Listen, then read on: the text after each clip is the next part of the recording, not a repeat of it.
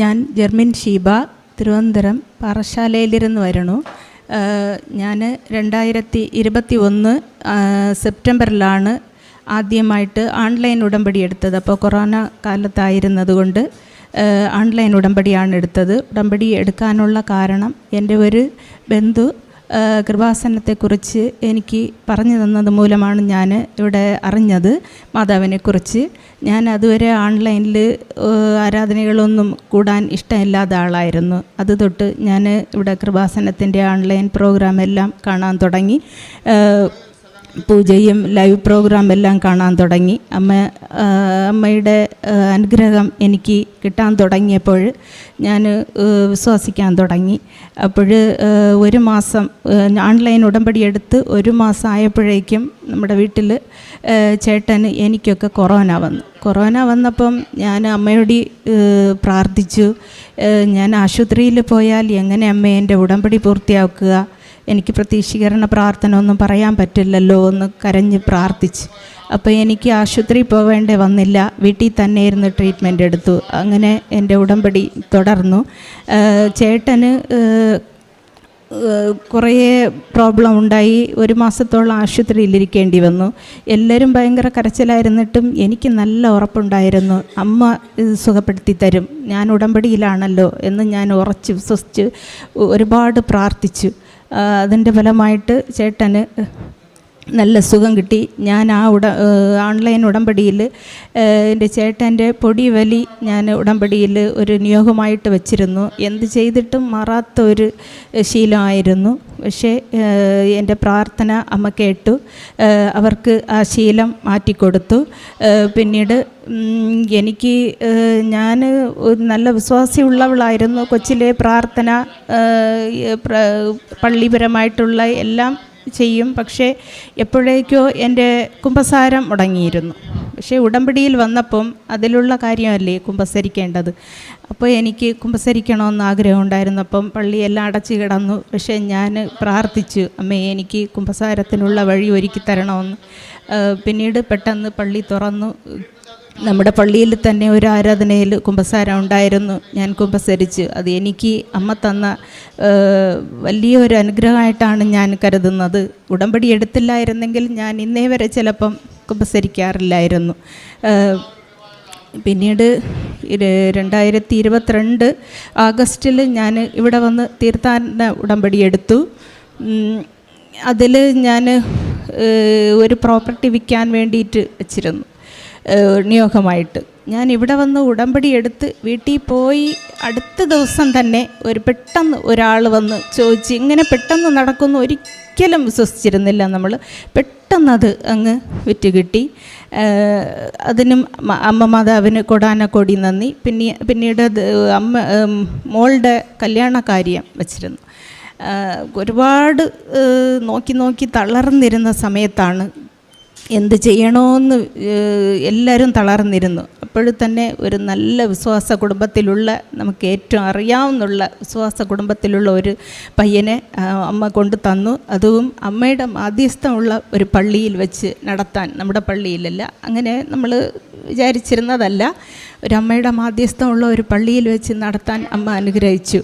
അതിനും എല്ലാവരും കോടാനക്കോടി അമ്മയ്ക്ക് നന്ദി പറയുന്നു. പിന്നീട് മൂന്നാമത്തെ ഉടമ്പടി ഞാൻ പുതുക്കിയ സമയത്ത് എൻ്റെ മോന് MBA റിസൾട്ട് വന്നിരുന്നു. അന്നപ്പോൾ അവന് 2 പാഠം പോയിരുന്നു. അപ്പോൾ എല്ലാവർക്കും വലിയ സങ്കടമായി. ഇങ്ങനെ പോകാൻ വഴിയില്ലല്ലോ, എന്ത് ചെയ്യണമെന്ന് അങ്ങനെ ആലോചിച്ചുകൊണ്ടിരുന്നപ്പോൾ ഞാൻ പ്രാർത്ഥിച്ചു അമ്മയോട്, എന്ത് ചെയ്യണം അമ്മേ, ഒരു വഴി കാണിച്ചു തരണമെന്ന്. അപ്പോൾ എനിക്ക് റീവാല്യുവേഷൻ ഇടാൻ എൻ്റെ മനസ്സിൽ അമ്മ തോന്നിപ്പിച്ചു. അപ്പം ഞാൻ റീവാല്യുവേഷൻ ഇട്ട് അത് 1 മാസത്തോളമായി. റിസൾട്ട് വന്നപ്പം ഒരു പാഠം ഇട്ടവർക്ക് പോലും തിരിച്ച് കിട്ടിയില്ല, 1 മാർക്കിൽ പോയവർക്ക് പോലും തിരിച്ച് കിട്ടില്ല. പക്ഷേ എൻ്റെ മോനക്ക് 2 പാഠം പോയിരുന്നു. 2 പാഠവും നല്ല മാർക്കോടെ പാസ്സായി. അതിന് അമ്മയ്ക്ക് കൊടാനക്കോടി നന്ദി പറയുന്നു. പിന്നീട് എൻ്റെ അമ്മയ്ക്ക് ഒരു 35 വർഷത്തോളമായി മുട്ടുവേദന. ഒരു ദിവസം പോലും അമ്മ വേദനയില്ല എന്ന് പറഞ്ഞിട്ടില്ല. വീട്ടിൽ തന്നെ ഡോക്ടേഴ്സ് ഉണ്ട്, അവർ നിത്യം അവർ നോക്കാറുണ്ട്, മരുന്നുകളൊക്കെ കൊടുക്കാറുണ്ട്. എന്നാലും ഒരു ദിവസം അമ്മ തൃപ്തിയായിട്ട് എനിക്ക് വേദനയില്ല, വേദന മരുന്ന് വേണ്ടാന്ന് പറഞ്ഞിട്ടില്ല. അപ്പം ഞാൻ ഈ ഉടമ്പടി ഇവിടെയുള്ള ഉടമ്പടി വസ്തുക്കൾ കൊണ്ടു കൊടുക്കും, പ്രാർത്ഥന ബുക്കും നീലത്തിരിയും വാങ്ങിച്ചു കൊണ്ട് കൊടുത്ത് പ്രതീക്ഷീകരണ പ്രാർത്ഥന പറയാൻ പറഞ്ഞു കൊടുത്തിരുന്നു. അമ്മ അത് വിശ്വാസത്തോടെ രാവിലെ എഴുന്നേറ്റ് പ്രാർത്ഥിക്കുമായിരുന്നു. എൻ്റെ വീട്ടിൽ ഒരു ദിവസം വന്നപ്പോൾ ഭയങ്കര വേദനയായിട്ട് വന്നു. ഞാൻ രാവിലെ 2 പേരും പ്രാർത്ഥിച്ചിട്ട് ഞാൻ ഈ ഉടമ്പടി തൈലം കൊണ്ട് അമ്മയുടെ 2 കാലിലും വേദനയുള്ള ഇടത്തെല്ലാം തേച്ച് കൊടുത്ത് 2 പേരും പ്രാർത്ഥിച്ചു. അടുത്ത ദിവസം തന്നെ അമ്മ ഭയങ്കര സന്തോഷത്തിൽ എനിക്ക് എൻ്റെ ചേച്ചിയോടി വിളിച്ച് പറയണേ, എനിക്ക് എൻ്റെ കാൽവേദന മാറി, അവൾ അമ്മയുടെ ഉടമ്പടി തൈലം എൻ്റെ കാലിൽ പൂശി തന്നു, അതോടെ എൻ്റെ കാൽവേദന മാറി എന്ന് സന്തോഷമായിട്ട് പറയണു. അത്രയ്ക്ക് അവർ വേദന അനുഭവിച്ചിരുന്നു. എൻ്റെ മോളെ വിട്ട് ഞാൻ സാക്ഷി പറഞ്ഞോളാം അമ്മേ, എൻ്റെ കാല് വേദന മാറ്റിത്തരണമെന്ന് അമ്മയും പ്രാർത്ഥിച്ചിരുന്നു. അതിൻ്റെ ഫലമായിട്ട് ഞങ്ങളെ അമ്മ തൊട്ടു. പിന്നീട് ഞാൻ ഒരു ദിവസം ഭയങ്കര വയറുവേദനയായിട്ട് വീട്ടിൽ നിലവിളിച്ചു. ഒറ്റയ്ക്കായിരുന്നു. നിലവിളിച്ച് എനിക്ക് ആരും സഹായത്തിനില്ലായിരുന്നു. ഞാൻ ശരിക്കും തളർന്നു. അമ്മേ അമ്മേ എന്ന് ഞാൻ ഉടമ്പടി എടുത്തിട്ടുള്ളതല്ല അമ്മേ, നിൻ്റെ കുഞ്ഞല്ലേ, എൻ്റെ അടുത്ത് വാ എന്ന് ഞാൻ വിളിച്ച് കരഞ്ഞ് അങ്ങനെ കിടന്നപ്പം മയങ്ങിപ്പോയപ്പോൾ അമ്മ എൻ്റെ സ്വപ്നത്തിൽ കറക്റ്റായിട്ട് ഞാൻ അമ്മയെ കണ്ട് നെട്ടി ഉണർന്നിട്ട് വീണ്ടും അങ്ങനെ മയങ്ങിപ്പോയി. വീണ്ടും ഞാൻ അമ്മയെ കണ്ടു. അങ്ങനെ വീണ്ടും എൻ്റെ അമ്മ എന്നെ നോക്കി ചിരിച്ച് അങ്ങനെ നിന്നു. പിന്നീട് എഴുന്നേറ്റപ്പോൾ എനിക്ക് അങ്ങനെ ഒരു വേദന വന്നതായിട്ടോ ഒരു ബുദ്ധിമുട്ട് അനുഭവിച്ചതായിട്ടോ തോന്നിയില്ല. അപ്പോൾ ഞാൻ ഉടമ്പടി എടുത്ത എൻ്റെ ഗ്രൂപ്പിലുള്ള ഫ്രണ്ട്സിൻ്റോടി പറഞ്ഞപ്പം ഒരു ഫ്രണ്ട് പറഞ്ഞു, നിൻ്റെ വയറ്റിലുള്ള എന്തോ ഒരു വേദന, എന്തോ ഒരു കാര്യത്തിന് അമ്മ ശരിക്കും എടുത്ത് മാറ്റിയതാണെന്ന്. അത് ശരിയാണ്. എന്ന് വെച്ചാൽ എനിക്ക് കുറേ ബുദ്ധിമുട്ടുകളുണ്ടായിരുന്നു. ഞാനപ്പോൾ പ്രാർത്ഥിക്കും, എനിക്ക് ആശുപത്രിയിൽ പോകാനും താല്പര്യമുള്ള ആളല്ല.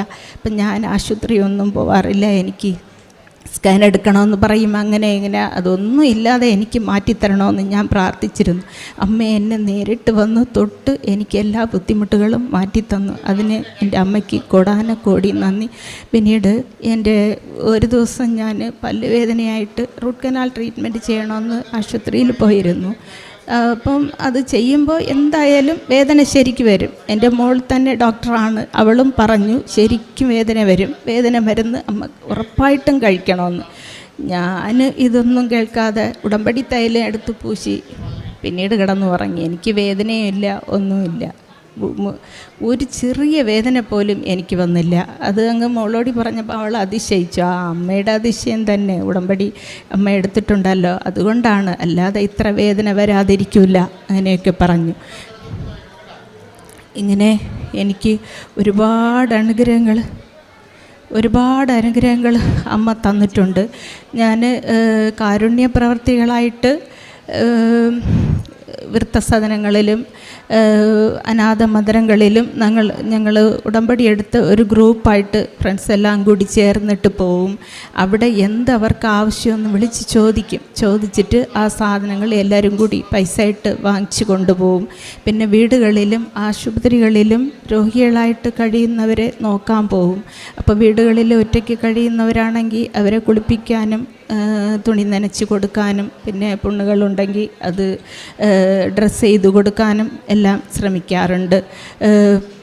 പിന്നെ അവർക്ക് പൈസ ആവശ്യമാണെങ്കിൽ അത് കൊടുക്കും. വീടുകളിലിരുന്ന് പൊതിച്ചോറ് കെട്ടിക്കൊണ്ട് അവർക്ക് കൊടുക്കും. പിന്നെ പത്രം വാങ്ങിച്ചുകൊണ്ട് പോയി ആശുപത്രികളിലും അടുത്ത് അറിയാവുന്നവർക്കും അറിഞ്ഞൂടാത്തവർക്കും എല്ലാം കൊടുക്കും. പിന്നെ പ്രാർത്ഥന ബുക്ക്, നീലത്തിരി എല്ലാം വാങ്ങിച്ച് കുറച്ചെങ്കിലും അമ്മയെ അറിയാം എന്ന് അവർ പറഞ്ഞാൽ ഞാൻ പെട്ടെന്ന് ഈ പ്രാർത്ഥന ബുക്കൊക്കെ കൊടുക്കും. ഇത് പ്രാർത്ഥിക്കണം കേട്ടോ എന്ന് പറഞ്ഞ് അങ്ങനെ പ്രാർത്ഥിച്ച് ഒരുപാട് പേര് ഇവിടെ വന്നു. ചേച്ചി ആ പ്രാർത്ഥനയൊക്കെ തന്നതുകൊണ്ട് നമ്മൾ ചെന്ന് ഉടമ്പടി എടുത്ത് കേട്ടോ എന്ന് പറയും. അപ്പോൾ ഭയങ്കര സന്തോഷമായിരിക്കും, അമ്മയെ അറിയിക്കാൻ പറ്റിയല്ലോ. അങ്ങനെ അതുകൊണ്ട് അമ്മ ഇങ്ങനെ ഒരുപാട് എന്നെ അനുഗ്രഹിക്കുന്നുണ്ട്. വിശ്വാസ ജീവിതത്തിലും നേരത്തെ പ്രാർത്ഥിക്കുന്നുള്ള ആയാൽ പോലും ഇപ്പോഴുള്ള പ്രാർത്ഥന ഒരുപാട് വ്യത്യാസമാണ്. ബൈബിൾ വായിച്ചാലും ഇതുവരെ വായിച്ചാൽ നേരത്തെ മടുപ്പ് തോന്നും. ഇപ്പോൾ അങ്ങനെ ഒന്നുമില്ല, എത്ര വായിച്ചാലും മടുപ്പ് തോന്നുന്നില്ല, അത്രയും വായിക്കാറുണ്ട്. പിന്നെ ഉടമ്പടി എന്ന് വെച്ച് ഉള്ളത് നിത്യതയ്ക്കുള്ള ഒരു വഴിയാണ്. നമ്മൾ ഉടമ്പടി എത്രത്തോളം പാലിക്കുന്നോ അത്രത്തോളം നമ്മൾ നിത്യതയിലേക്ക് അടുക്കാൻ പറ്റും. എൻ്റെ ഈ ഉടമ്പടി ജീവിതത്തിൽ നിത്യതയിലേക്കുള്ള എൻ്റെ ഈ യാത്രയിൽ അമ്മയും തിരുക്കുമാരനും എനിക്ക് ഒരുപാട് അനുഗ്രഹിക്കണം, എന്നെ വിശ്വാസത്തിൽ ഉറപ്പിക്കണമെന്ന് പ്രാർത്ഥിച്ച് എനിക്ക് ഒരുപാട് അനുഗ്രഹങ്ങൾ തന്ന അമ്മ മാതാവിനും തിരുക്കുമാരനും കോടാനകോടി നന്ദി അർപ്പിച്ച് നിർത്തും. അവകാശം ലഭിക്കുന്നത് ബന്ധത്തിൻ്റെ അടിസ്ഥാനത്തിലാണ്. പുറപ്പാട് 33:13 തിരുവചനം ഇപ്രകാരം അരുളി ചെയ്യുന്നു: ഈ ജനത അങ്ങയുടെ സ്വന്തം ജനമാണെന്ന് ഓർമ്മിച്ചാലും. മോശ പറയുന്നതാണ് കർത്താവിനോട്. അപ്പോൾ കർത്താവ് പറയുന്നുണ്ട് മോശയോട്, ഞാൻ തന്നെ നിന്നോടുകൂടെ വരികയും നിന്നെ ആശ്വസിപ്പിക്കുകയും ചെയ്യും. ഉടമ്പടി ജീവിതം, അത് ആ ഒരു ജീവിതയാത്ര, അതാണ് ഈ മകൾ പറഞ്ഞത്. കർത്താവിനോട് കൂടിയുള്ള ഒരു യാത്രയാണ്, അമ്മയുടെ കൈ പിടിച്ചുകൊണ്ട് ദൈവത്തിലേക്കുള്ള ഒരു യാത്ര. ഈ യാത്രയിൽ എങ്ങനെയാണ് ഓരോ വ്യക്തികൾക്കും തങ്ങളുടെ ജീവിതത്തിൽ ദൈവത്തെ കൂടുതൽ സ്നേഹിക്കുവാൻ, ദൈവവുമായിട്ടുള്ള ബന്ധം കൂടുതൽ ഉറപ്പിക്കുവാനൊക്കെ ആ വ്യക്തികൾക്ക് എങ്ങനെ കഴിയുന്നു. ഇവിടെ ഒത്തിരി അനുഭവങ്ങൾ ഈ മകൾ പറഞ്ഞു, തൻ്റെ കുടുംബത്തിന് ലഭിച്ചത്, തനിക്ക് ലഭിച്ചത്. എന്നാൽ എല്ലാറ്റിലും ഉപരിയായിട്ട് പറഞ്ഞത്, ഈ ഉടമ്പടി എടുത്തില്ലായിരുന്നെങ്കിൽ ഞാനിപ്പോഴും എൻ്റെ കുമ്പസാരമൊന്നും ചെയ്യില്ലായിരുന്നു. നാളുകളായിരുന്നു ഞാൻ കുമ്പസാരിച്ചിട്ട്. ഉടമ്പടി എടുത്തത് മൂലമാണ് ഞാൻ ഇന്ന് പുതിയ ഒരു വ്യക്തിയായത്. പിന്നീട് ഉടമ്പടി എടുത്ത മക്കൾ തന്നെ ഒരു കൂട്ടായ്മയൊക്കെ ആകുന്നു. അവർ ഒരുമിച്ച് എങ്ങനെയാണ് കാരുണ്യ പ്രവർത്തികളും പ്രേക്ഷിത പ്രവർത്തനവും ഒക്കെ ചെയ്യുവാനായിട്ടുള്ള ആ ഒരു ഉണർവ്, ആ ഒരു തീഷ്ണത, അതൊക്കെ ഉടമ്പടി എടുത്ത മക്കൾക്കൊക്കെ എങ്ങനെ വരുന്നു, എന്തെല്ലാം കാര്യങ്ങളാണ് തങ്ങൾ ചെയ്യുന്നത്. തങ്ങൾ കൂട്ടമായിട്ട് പോയിട്ട് ഒറ്റപ്പെട്ട് വീടുകളിൽ കഴിയുന്നവരെ അവരെ അന്വേഷിച്ച് ചെല്ലുന്നു, അവർക്ക് വേണ്ടത് ചെയ്തു കൊടുക്കുന്നു, പ്രാർത്ഥിക്കുന്നു അവർക്ക് വേണ്ടി. ഉടമ്പടി നേർച്ച വസ്തുക്കൾ കൊണ്ടുപോയി അവർക്ക് വേണ്ടി പ്രാർത്ഥിക്കുന്നു. ആവശ്യമുള്ളതെല്ലാം, ഭക്ഷണം, വസ്ത്രം, മരുന്ന്, അങ്ങനെ വേണ്ടതെല്ലാം ഇവർ കൊടുക്കുകയാണെന്നാണ് പറഞ്ഞത്. ഈ ഒരു മാറ്റം, ഇത് ഇന്ന് ഇപ്പോൾ ഈ മകള് തിരുവനന്തപുരത്ത് നിന്ന് വരുന്ന മകളാണ്. ആ ഒരു ഏരിയയിലാണ് ഇങ്ങനെ ഇവർ ചെയ്യുന്നതെങ്കിൽ വേറെ എത്രയോ സ്ഥലത്ത്, കേരളത്തിലും നമ്മുടെ രാജ്യത്തിൻ്റെ പല ഭാഗത്തും ലോകത്ത് പോലും പലയിടങ്ങളിലായി ഉടമ്പടി കൂട്ടായ്മകൾ രൂപം കൊണ്ടിരിക്കുകയാണ്. ഇതൊന്നും കൃപാസനത്തിൽ നിന്ന് പറഞ്ഞിട്ടല്ല, അവർ തന്നെ, വ്യക്തികൾ തന്നെ അവർക്ക് ബോധ്യപ്പെട്ട് ചെയ്യുന്ന കാര്യങ്ങളാണ്. അപ്പോൾ ഇതിലൂടെയൊക്കെ ദൈവം മഹത്വപ്പെടുകയാണ്.